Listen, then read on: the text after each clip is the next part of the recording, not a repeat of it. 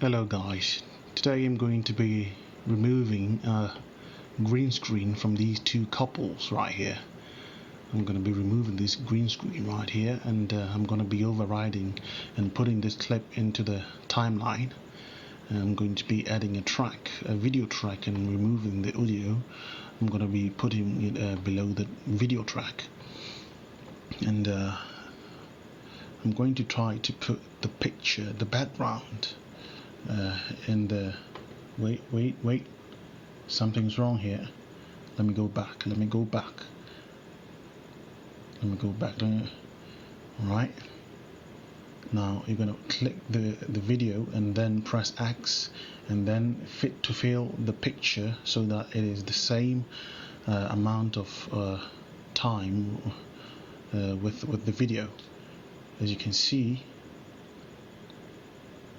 now we have to go to effects. We have to go here and find this effect called 3D key, whatever that is. I know key, I don't know key. I'm gonna go to Open FX Overlay, and I'm going to inspect it right here. Now in inspector you're going to have to go to effects. Now here, this is where the magic happens. You're going to click the green screen and remove it. As you can see, it's being removed.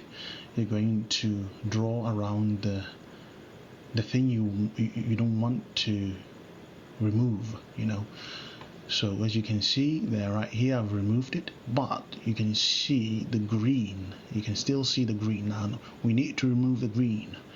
I'm going to come here to matte fitness, finesse, they say finesse, clean black. So you have to increase it a little bit, because if you increase it too much, it's going to, the edges of these people is going to buffer a little bit. So you don't want that. You don't want that at all. Now after this, you can still see the green. We're going to have to use this dispel to remove the greenness. As you can see now, the greenness is out. There's no greenness anymore. As we come closer, there's no greenness. It's incredible. Now I believe this is it. I'm done.